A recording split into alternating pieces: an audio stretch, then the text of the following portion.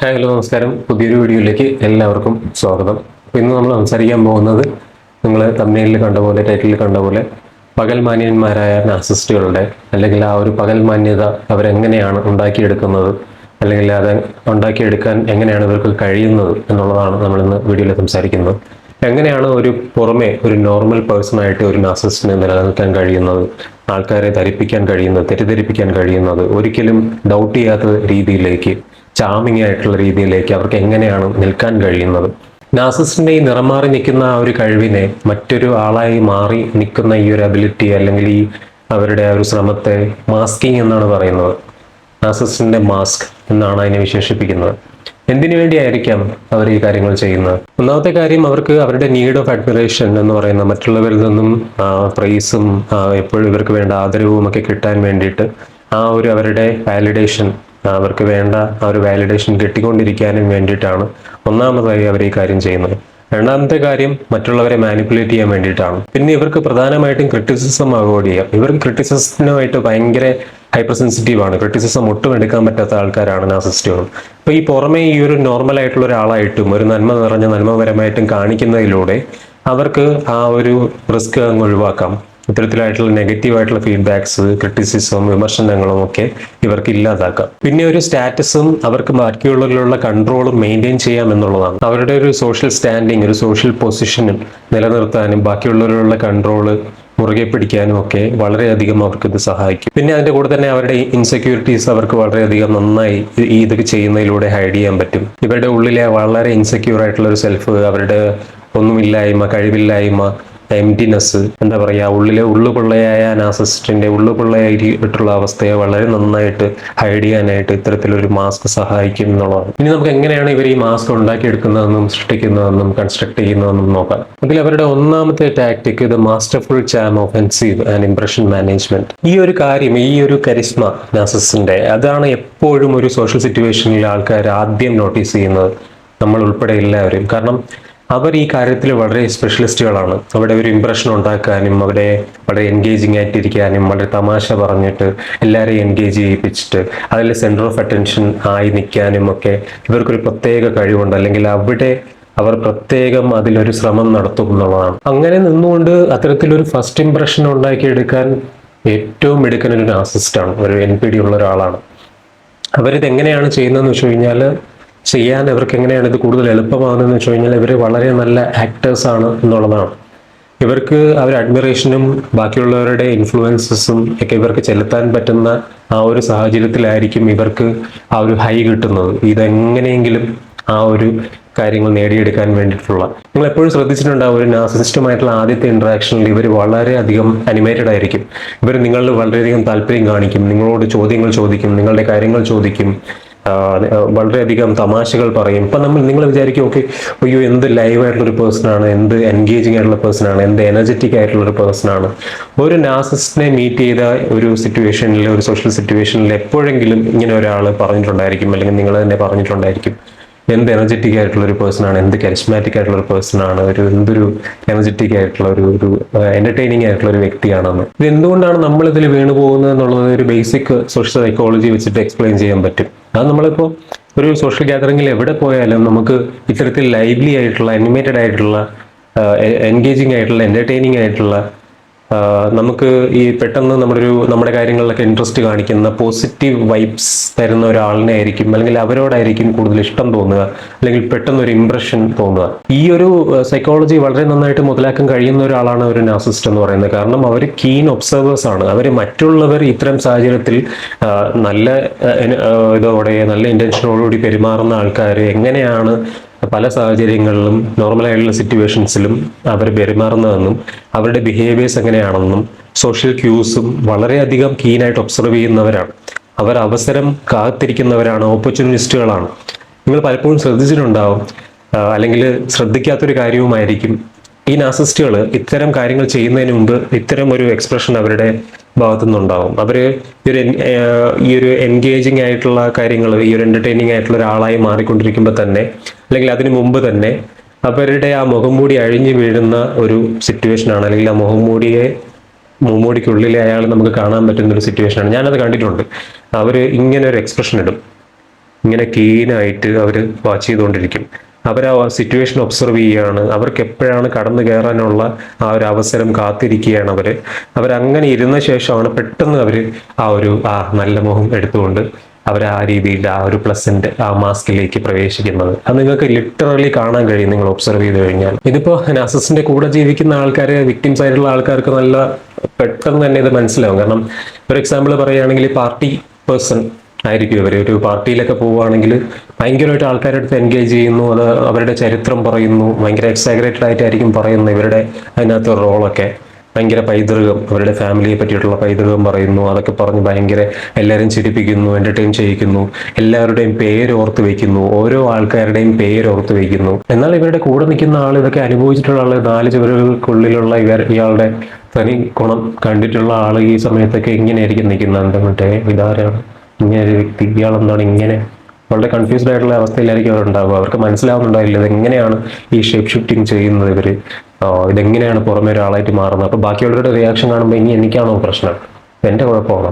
ഇത് സ്ഥിരം ഒരു വിക്ടിം എന്തായാലും അനുഭവിച്ചിട്ടുള്ള ഒരു കാര്യമായിരിക്കും. ഇനി രണ്ടാമത്തെ ഇവരുടെ ടാക്ടിക്സ് ആണ് സ്ട്രാറ്റജിക് മിററിംഗ് എന്ന് പറയുന്നത്. അതിനൊപ്പം തന്നെ ഫെയിംഡ് കോമൺ ഗ്രൗണ്ട് എന്ന് പറയുന്ന ഒരു കാര്യം കൂടിയുണ്ട്.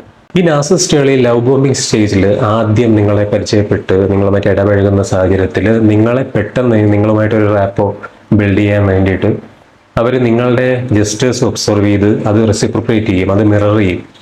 നിങ്ങളുടെ ചെറിയ ചെറിയ ജസ്റ്റേഴ്സ്, നിങ്ങൾ കാണിക്കുന്ന ചെറിയ ചെറിയ ആംഗ്യങ്ങൾ, നിങ്ങളുടെ സ്റ്റൈൽ ഓഫ് വാക്കിംഗ്, സംസാര രീതിയിലെ ചെറിയ ചെറിയ ഈ പറയുന്ന പ്രത്യേകതകൾ, ഇതെല്ലാം അവർ ഒബ്സർവ് ചെയ്തിട്ട് അവരത് റെസിപ്രോക്കേറ്റ് ചെയ്യും. അപ്പൊ നിങ്ങൾ തന്നെ സബ് കോൺഷ്യസ്ലി അവരുമായിട്ടൊരു അഫിനിറ്റിയിലേക്ക് സ്വാഭാവികമായിട്ട് എത്തിച്ചേരും. എന്നെ പോലൊരാളാണെന്നും എന്നെ മനസ്സിലാക്കുന്ന ഒരാളാണെന്നും വളരെ വേഗം അതുമായിട്ട് താതാത്മ്യപ്പെടാനായിട്ട് കാരണമാവും. നിങ്ങൾ അറിയുന്നുണ്ടാവില്ല ഇത്, പക്ഷെ ഇവർ സബ്റ്റിലായിട്ട് ഈ ഓരോരോ കാര്യങ്ങളും നിങ്ങൾ ഒബ്സർവ് ചെയ്തിട്ട് ഇവർ മിമിക് ചെയ്യുന്നുണ്ടായിരിക്കും. നിങ്ങളുടെ ലൈഫിലെ വാല്യൂസ് ഒക്കെ പറയുമ്പോൾ, നിങ്ങളുടെ ഇൻട്രസ്റ്റ് ആയിട്ടുള്ള കാര്യങ്ങളൊക്കെ പറയുമ്പോൾ അവർക്കും അതിൽ ഇൻട്രസ്റ്റ് ഉണ്ട്, അവർക്കും അതേ വാല്യൂസ് ഉണ്ട് എന്നുള്ള രീതിയിലായിരിക്കും ഇതൊക്കെ പ്രൊജക്ട് ചെയ്ത് കാണിക്കുന്നത്.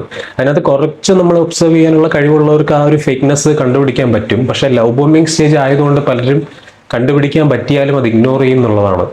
അത് സ്വാഭാവികമായിട്ട് സംഭവിക്കുന്ന ഒരു കാര്യമാണ്. കാരണം ഇയാൾക്ക് ആക്ച്വലി ഇയാളുടെ വാല്യൂസ് അതിന് ഓപ്പോസിറ്റ് ആണ്. ഇയാൾ അങ്ങനെ ഒരു കാര്യമേ അഡ്മയർ ചെയ്യുന്നില്ല, അയാളുടെ ലൈഫിൽ അയാളെ ഫോളോ ചെയ്യുന്നില്ല. അങ്ങനെയുള്ള ആൾക്കാർ ഇയാൾക്ക് വെറുപ്പാണ്. പക്ഷേ ഞാനും അതേ വാല്യൂ ഫോളോ ചെയ്യുന്ന ആളാണ്, നിങ്ങളുടെ അതേ ഇൻട്രസ്റ്റ് ഉള്ള ആൾ തന്നെയാണ് ഞാനും എന്നുള്ള കാര്യം നിങ്ങളെ ധരിപ്പിക്കാൻ വേണ്ടിയിട്ട് അപാര അഭിനയമായിരിക്കും കാഴ്ചവെക്കുന്നത്. കൺവിൻസിങ് സ്റ്റാർ ആണല്ലോ ഈ നാർസിസിസ്റ്റ്. അപ്പൊ നിങ്ങളിതൊക്കെ കാണുമ്പോഴത്തേക്കും ഇയാൾ എന്നെ പോലെയാണ്, ഇതാണ് ആ വ്യക്തി, ആ ഒരു സാധനം നിങ്ങളിൽ വരും. അത് വരാൻ വേണ്ടിയാണ് വളരെ സബ്റ്റിലായിട്ട് സോഷ്യൽ സിറ്റുവേഷൻസിൽ നിങ്ങൾ റിയാക്ട് ചെയ്യുന്ന ഇമോഷൻസ്. നിങ്ങൾക്ക് ചിലപ്പോൾ പല കാര്യങ്ങളോടും എമ്പതി ഉണ്ടായിരിക്കും, പല വാർത്തകൾ കേൾക്കുമ്പോഴും നിങ്ങൾക്ക് അപ്സെറ്റ് ഉണ്ടായിരിക്കും, അല്ലെങ്കിൽ പല സോഷ്യൽ സിറ്റുവേഷനിലും ഇന്ന ഒരു കാര്യം കാണുമ്പോൾ നിങ്ങൾക്ക് ബുദ്ധിമുട്ടുണ്ടായിരിക്കും. അപ്പൊ അവർ കാണിക്കും അവരും അതുപോലെയാണ്. ഇത് നിങ്ങൾ തെറ്റിദ്ധരിക്കരുത്. ജെനുവിൻ കണക്ഷനുള്ള ആൾക്കാരും ഇതേപോലെ തന്നെ ആയിരിക്കും ചെയ്യുന്നത്. ഇതൊരു ഓട്ടോമാറ്റിക് പ്രോസസ്സാണ്. നമ്മളൊരു പാർട്ണറിനെ കാണുമ്പോൾ, ആദ്യമായിട്ട് റിലേഷൻഷിപ്പിലേക്ക് വരുമ്പോൾ, ഹെൽത്തി ആയിട്ടുള്ള ഒരാളാണെങ്കിലും അവർ ഈ തരത്തിലായിരിക്കും കുറേയൊക്കെ നിങ്ങളുടെ ഇൻട്രസ്റ്റിനോട് ചേർന്ന് സംസാരിക്കുകയും അതിനോട് വിധേയമായിട്ട് പെരുമാറുകയും ഒക്കെ ചെയ്യും. പക്ഷേ അവർക്കൊരു ഐഡന്റിറ്റി ഉണ്ടായിരിക്കും, അവർ അതിൽ തന്നെ നിൽക്കും. നിങ്ങൾ റിലേഷൻഷിപ്പിലേക്ക് കടന്നു കഴിഞ്ഞാലും, ഒരുപാട് കാലം അവരോടൊപ്പം ജീവിച്ചു കഴിഞ്ഞാലും, അവരുടെ 4 ചുവരുകൾക്കുള്ളിൽ അവരുടെ യഥാർത്ഥ വ്യക്തി അങ്ങനെ തന്നെ ആയിരിക്കും. എന്നാൽ ഇവിടെ നാർസിസിന്റെ കാര്യത്തിൽ അങ്ങനെയല്ല സംഭവിക്കുന്നത്. ഈ ഒരു ലവ് ബോംബിംഗ് സ്റ്റേജ് കഴിഞ്ഞ് കുറച്ച് കഴിയുമ്പോൾ തന്നെ ഇവരുടെ മുഖംമൂടികൾ അഴിഞ്ഞു വീണു തുടങ്ങും. ഈ പറഞ്ഞ കാര്യങ്ങൾക്കെല്ലാം വിരുദ്ധമായിട്ട് ഓപ്പോസിറ്റ് ആയിരിക്കും ഇവർ പെരുമാറി തുടങ്ങുക. പിന്നെ മൂന്നാമത്തെ ടാക്ടിക് എന്ന് പറയുന്നത് ലെവേർജിങ് കോഗ്നിറ്റീവ് എമ്പതി എന്ന് പറയുന്നതാണ്. While lacking real genuine affective empathy. ഇത് വളരെ ക്രൂഷ്യൽ ആയിട്ടുള്ള ഒരു പോയിന്റ് ആണ്. നിങ്ങൾ വളരെ വ്യക്തമായിട്ട് മനസ്സിലാക്കിയിരിക്കേണ്ടതാണ്. ഞാനൊരു ക്ലിയർ ആയിട്ട് എക്സ്പ്ലെയിൻ ചെയ്യാൻ ശ്രമിക്കാം. അതായത് കോഗ്നിറ്റീവ് എമ്പതി എന്ന് പറയുന്നത് തിങ്കിങ്ങിലൂടെ, ഇന്റലിജൻസിലൂടെ മറ്റൊരാളുടെ പെർസ്പെക്റ്റീവ് മനസ്സിലാക്കിയെടുത്ത് ആ രീതിയിൽ എമ്പതറ്റിക് ആയിട്ട് പെരുമാറാനുള്ള ഒരു എമ്പതിയാണ്. കോഗ്നിറ്റീവ് എമ്പതി വളരെ ഹെൽത്തി ആയിട്ടുള്ള ഇൻഡിവിജ്വൽസ് ഉപയോഗിക്കുന്ന ആൾക്കാരുണ്ട്. എന്നാൽ ഒരു NPD ഉള്ള ആൾ, ഒരു നാർസിസ്റ്റിക് ആയിട്ടുള്ള ആൾ ഈ കോഗ്നിറ്റീവ് എമ്പതിയെ വളരെയധികം ദുരുപയോഗം ചെയ്യുന്ന ആളാണ്. അപ്പൊ നിങ്ങൾക്ക് അറിയാവുന്ന പോലെ തന്നെ വളരെ ജെന്യുവൻ ആയിട്ടുള്ള എമ്പതി എന്ന് പറയുന്നത് തന്നെ മറ്റൊരാളുടെ ഭാഗത്തു നിന്ന് ചിന്തിക്കാനും അവരുടെ ഇമോഷൻസ് കൃത്യമായിട്ട് അഫക്റ്റീവായിട്ട് ജെന്യുവൻ ആയിട്ട് മനസ്സിലാക്കി എടുക്കാനുമുള്ള ഒരു അബിലിറ്റിയാണ്. അതുപോലെ നാർസിസ്റ്റിന് ഒരു കോഗ്നിറ്റീവ് ആയിട്ടുള്ള എമ്പതി, ഇന്റലക്ച്വൽ എമ്പതി എന്ന് പറയുന്ന ഒരു സാധനമുണ്ട്.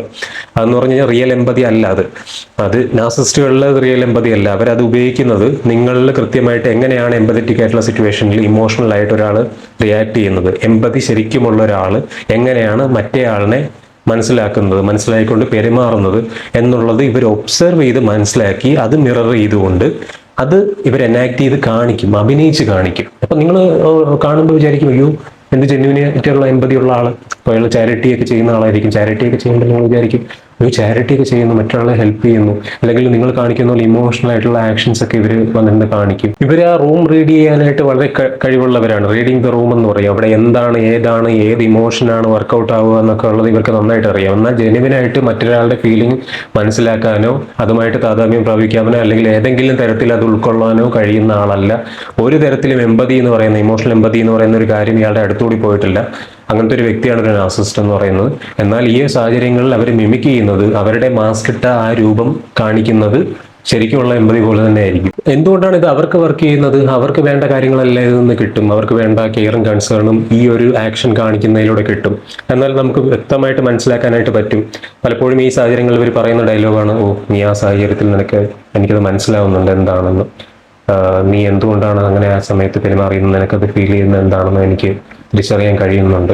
ഇങ്ങനെയുള്ള ഡയലോഗുകളൊക്കെ പറയും. ഒരു സപ്പോർട്ടീവ് ആയിട്ടുള്ള ആക്ഷന് അതിനെ തുടർന്നുണ്ടാവുകയില്ല. ഒരു ശരിക്കും എമ്പതിയുള്ള ആൾ ഒബ്വിയസ്ലി ഇത്തരത്തിൽ നമ്മൾ സംസാരിക്കുന്നതിനൊപ്പം തന്നെ നമ്മളെ സപ്പോർട്ട് ചെയ്ത് പെരുമാറുകയും അവരുടെ ആക്ഷൻസിലും അത് കാണും. എന്നാൽ ഇയാളുടെ ഈ ഒരു വാക്കിൽ മാത്രമായിരിക്കും ഇത് ഒതുങ്ങുന്നത്, അല്ലാതെ ഒരിക്കലും പ്രവൃത്തിയിലോ ജെന്യുവിനായിട്ട് ഇയാളുടെ ഉള്ളിലോ അതില്ല. നാലാമത്തെ ടാക്ടിക് കാൽക്കുലേറ്റഡ് ആയിട്ടുള്ള generosity, public display of virtue. വളരെ കാൽക്കുലേറ്റഡ് ആയിട്ടുള്ള ഒരു ജനറോസിറ്റി കാണിക്കുക, ഒരു കൈൻഡ്നെസ് കാണിക്കുക. അത് എല്ലാവരും കൂടുന്ന സമയത്ത്, എല്ലാവരും ഇപ്പോൾ കുടുംബത്തിൽ എല്ലാവരും കൂടിയിരിക്കുന്ന സമയത്തായിരിക്കും, അല്ലെങ്കിൽ ഒരു ക്രൗഡിന്റെ മുന്നിലായിരിക്കും. അവർക്ക് കൃത്യമായിട്ടൊരു ബെനിഫിറ്റ് കിട്ടാൻ വേണ്ടി തന്നെയാണ് അവരത് കാണിക്കുന്നത്. ഇത്തരത്തിൽ പബ്ലിക് ജനറോസിറ്റി കാണിക്കുന്ന ഇവരുടെ ഇമേജ് വളരെയധികം വലുതാക്കും. ഒരുപാട് ആൾക്കാരുടെ നിന്നും ഇവർക്ക് വാലിഡേഷൻ കിട്ടും. അവരിലേക്ക് ഇയാൾക്ക് ഇൻഫ്ലുവൻസ് ചെലുത്താൻ പറ്റും. അതുകൊണ്ട് തന്നെ ഈ ചാരിറ്റിയിലൊക്കെ ഇവർ ചാരിറ്റി ഹെഡായിട്ട് ഒക്കെ കാണാനായിട്ട് പറ്റും ഇങ്ങനെയുള്ള ആൾക്കാരെ. ജെന്യുവിനായിട്ട് ചെയ്യുന്നവരെയല്ല ഞാൻ പറയുന്നത്, NPD ആയിട്ടുള്ള ആൾക്കാരെയാണ്. NPD ആയിട്ടുള്ള ആൾക്കാരെ നിങ്ങൾക്ക് അത് സ്പോട്ട് ചെയ്യാൻ പറ്റുമല്ലോ. ഇപ്പോൾ പല വീഡിയോസും കണ്ടതിൽ നിങ്ങൾക്ക് ഇത്രയും കാര്യങ്ങളൊക്കെ അറിഞ്ഞു വെച്ചുകൊണ്ട് മനസ്സിലാക്കാൻ പറ്റുമല്ലോ. അത് ഞാൻ ഇവരുടെ ഈ ഒരു നേച്ചറിനെയാണ് പറയുന്നത്. പബ്ലിക്കായിട്ട് എല്ലാവരും മുമ്പ് വെച്ച് ഡൊണേറ്റ് ചെയ്യുക, അതായത് ഇത്രയും പൈസ ഞാൻ കൊടുത്തിരിക്കുന്നത്, ഇങ്ങനെ ഒരു ഡൊണേഷൻ നടത്തുക. ഇതൊക്കെ പെട്ടെന്ന് ആൾക്കാരുടെ ഇമ്പ്രഷൻ പോയി, എന്ത് നല്ല മനുഷ്യനാണെന്നുള്ള ഇമ്പ്രഷൻ ആൾക്കാർക്ക് തോന്നും. അത് തന്നെയാണ് അവർക്ക് ആവശ്യവും. അതേ കാര്യം നേടിയെടുക്കാൻ വേണ്ടിയാണ് അവർ ചെയ്യുന്നത്. ഒരു ഫാമിലി ഗ്യാതറിങ്ങിലാണെങ്കിൽ ഒരു കുട്ടിക്ക് എന്തെങ്കിലും ഇവർ ഓഫർ ചെയ്യുക, എന്തെങ്കിലും ഇതുപോലെ ഡൊണേഷനോ പൈസയോ എന്തെങ്കിലും ഓഫർ ചെയ്യുക, വേറെ ഒന്നിനും വേണ്ടിയിട്ടല്ല, ബാക്കിയുള്ളവരുടെ എല്ലാം അഡ്മിറേഷനും വാലിഡേഷനും നേടിയെടുത്തിട്ട് ഒരു പുതിയ സപ്ലൈ കിട്ടാൻ വേണ്ടിയിട്ടാണ് അത് ചെയ്യുന്നത്. പിന്നെ ഇവരുടെ അഞ്ചാമത്തെ ടാക്ടിക് എന്ന് പറയുന്നത് controlling the narrative and information flow. ഈ മാസ്ക് മെയിൻറ്റെയിൻ ചെയ്യാൻ വേണ്ടിയിട്ട് വളരെ കെയർഫുൾ ആയിട്ടായിരിക്കും ഇവർ മറ്റുള്ളവരെ എന്നെ എങ്ങനെയാണ് മനസ്സിലാക്കിയിരിക്കുന്നത് അല്ലെങ്കിൽ ധരിച്ചിരിക്കുന്നത്, എൻ്റെ ഇമേജ് എങ്ങനെയാണ് മറ്റുള്ളവരിൽ ഉണ്ടായിരിക്കുന്നത് എന്നുള്ളത് വളരെ കോൺഷ്യസ് ആയിട്ടായിരിക്കും ഇവർ ചെയ്യുന്നത്. അപ്പോൾ ഇത്തരത്തിൽ ഇവരെ ക്രിട്ടിസൈസ് ചെയ്യുന്ന അല്ലെങ്കിൽ ഇവരുടെ പൊള്ളത്തരം മനസ്സിലാക്കിയിട്ടുള്ള ആരെങ്കിലും ഉണ്ടെങ്കിൽ അവരെ താറടിപ്പിക്കുന്ന രീതിയിൽ മറ്റുള്ളവർക്ക് മുമ്പിൽ അവരിലെ എന്തെങ്കിലും ഒരു കാര്യം ചൂണ്ടിക്കാണിച്ചുകൊണ്ട്, വളരെ ജെന്റിലായിട്ട് ചൂണ്ടിക്കാണിച്ചുകൊണ്ട് അവരെ താഴ്ത്തിക്കെട്ടുന്ന രീതിയിൽ, എഴുത്തിക്കെട്ടുന്ന രീതിയിൽ ഒരു ഇമേജ് അവർ ഓൾറെഡി വരുത്തിയിട്ടുണ്ടായിരിക്കും, അല്ലെങ്കിൽ അത് മുൻകൂട്ടി കണ്ടുകൊണ്ട് അവർ വരുത്തുന്നവരാണ്. അവർ സെലക്റ്റീവ് ആയിട്ടായിരിക്കും ഇൻഫർമേഷൻ ഷെയർ ചെയ്തിരിക്കുന്നത്. അവരുടെ കറക്റ്റ് ഈ ഒരു സപ്ലൈ ആയിരിക്കുന്ന ആൾക്കാരുമായിട്ടായിരിക്കും, അല്ലെങ്കിൽ ഇനേബിളേഴ്സ് ആയിട്ടുള്ള ആൾക്കാരുമായിട്ടായിരിക്കും ഇവർ ഇൻഫർമേഷൻ ഷെയർ ചെയ്യുക, അവരുടെ പ്രധാനപ്പെട്ട. പിന്നെ ഇവരുടെ സക്സസ് ആയിട്ടുള്ള കാര്യങ്ങളൊക്കെ ഭയങ്കരമായിട്ട് എക്സാഗ്രേറ്റ് ചെയ്യുക, അതായിരുന്നു ഇതായിരുന്നു. മിക്കവാറും ചരിത്രമൊക്കെ തിരുത്തി പറയുന്ന കാര്യങ്ങളും എന്തെങ്കിലും ചെറുത് അച്ചീവ് ചെയ്താൽ തന്നെ അത് പൊലിപ്പിച്ച് കാണിച്ച് വലിയ കാര്യമാക്കി കാണിക്കുന്നതും ഒക്കെ ഇവർ സ്ഥിരം ചെയ്യും. എന്നാൽ ഇവർ പരാജയപ്പെടുന്ന കാര്യങ്ങളൊക്കെ ഇവർ കംപ്ലീറ്റ്ലി ഡിസ്മിസ് ചെയ്യും. അതൊന്നും മറ്റുള്ളവരുടെ കണ്ണിപ്പെടാതെ, അതൊന്നും മറ്റുള്ളവർ ഡിസ്കസ് ചെയ്യാതെ നോക്കാനായിട്ട് വളരെയധികം പ്രഗത്ഭരായിരിക്കും. ആരെങ്കിലും അതൊക്കെ ചൂണ്ടിക്കാണിച്ച് ഇവരെ ക്രിട്ടിസൈസ് ചെയ്ത് കഴിഞ്ഞാൽ, ഇവരുടെ പൊള്ളത്തരം ചൂണ്ടിക്കാണിച്ചു കഴിഞ്ഞാൽ അവരെയൊക്കെ തിരിച്ച് ബ്ലെയിം ചെയ്യാനും അവർക്കെതിരെയൊക്കെ കഥകൾ മെനഞ്ഞുണ്ടാക്കാനും ഒക്കെ വലിയ കഴിവുള്ളവരാണ് ഇവർ. കാര്യങ്ങളെ സ്പിൻ ചെയ്യാനായിട്ട്, അതായത് അതിൻ്റെ ഉൾട്ടയായി തിരിക്കാനായിട്ട് വളരെയധികം പ്രാഗൽഭ്യം ഇവർക്കുണ്ട്. അതുകൊണ്ട് തന്നെ മറ്റുള്ളവരുമായിട്ട് ഒരുപാട് ഗോസിപ്പൊക്കെ ചെയ്യുന്നവരായിരിക്കും. ഗോസിപ്പ് ചെയ്തുകൊണ്ട് വേറൊരാളെ ഇതിനകത്തേക്ക് കൊണ്ടുവന്ന് ഒരു കോൺഫ്ലിക്റ്റിനകത്തേക്ക് കൊണ്ടുവന്നിട്ട് ഈ ഒരു വിക്ടിമാക്കപ്പെടുന്ന ആളിനെ അല്ലെങ്കിൽ ഇയാളെ എക്സ്പോസ് ചെയ്യുമെന്ന് കണ്ടിരിക്കുന്ന ആളിനെ അയാളുടെ വീര്യം കെടുത്താനും അയാളുടെ സ്വയം അയാളെ ചോദ്യം ചെയ്യിപ്പിക്കുന്ന രീതിയിലാക്കാനും വേണ്ടിയിട്ട് ട്രയാങ്കുലേഷൻ ഇയാൾ ചെയ്യും. അപ്പൊ ഇത്രയാണ് ഇവരുടെ പകൽമാന്യൻ മാസ്ക് നിലനിർത്താൻ വേണ്ടിയിട്ടുള്ള ടാക്ടിക്സ്. അപ്പോൾ ഇതെങ്ങനെയാണ് ഈ ടാക്ടിക്സ് നടത്തുമ്പോൾ ഇവരിൽ ചെറിയ ചെറിയ ലൂപ്പ് ഹോൾസ് ഉണ്ട്, നമുക്ക് കണ്ടെത്താനൊക്കെ പറ്റുന്ന കുറച്ച് കാര്യങ്ങളുണ്ട്. അതെന്താണെന്നും ഇത് കണ്ടെത്തേണ്ടതിൻ്റെ പ്രാധാന്യം എന്താണെന്നും നമുക്ക് എങ്ങനെയാണത് മനസ്സിലാക്കി എടുക്കാൻ പറ്റുന്നതെന്നും ഒരു വീഡിയോയിൽ ഞാൻ വിശദമായിട്ട് പറയാം. അപ്പോൾ വീഡിയോ ഒക്കെ ഇനി വരുന്നുണ്ട്. അപ്പോൾ മാക്സിമം നിങ്ങൾ ഈ വീഡിയോ സബ്സ്ക്രൈബ് ചെയ്ത് അല്ലെങ്കിൽ ഈ ചാനലിലെ വീഡിയോസ് ലൈക്ക് ചെയ്ത് ഷെയർ ചെയ്ത് എന്നെ സപ്പോർട്ട് ചെയ്യണം. ഞാൻ എൻ്റെ ഒരു വലിയ അപേക്ഷയാണ്. കാരണം ഒരുപാട് എഫേർട്ട് എടുത്താണ് ഈ വീഡിയോ ചെയ്യുന്നത്. നമുക്ക് പേഴ്സണലായിട്ട് ഒരുപാട് ഇഷ്യൂസ് ഉണ്ട്, അതിൻ്റെ ഇടയിൽ നിന്നാണ് ഇതൊക്കെ ചെയ്യുന്നത്. അപ്പോൾ നിങ്ങളുടെ എല്ലാം സപ്പോർട്ട് ഇതിന് എൻ്റെ കൂടെ ഉണ്ടാകുമെന്ന് പ്രതീക്ഷയുണ്ട്. അടുത്ത വീഡിയോയിൽ നിങ്ങളെ എല്ലാവരെയും കാണുന്നവരെ ബൈ.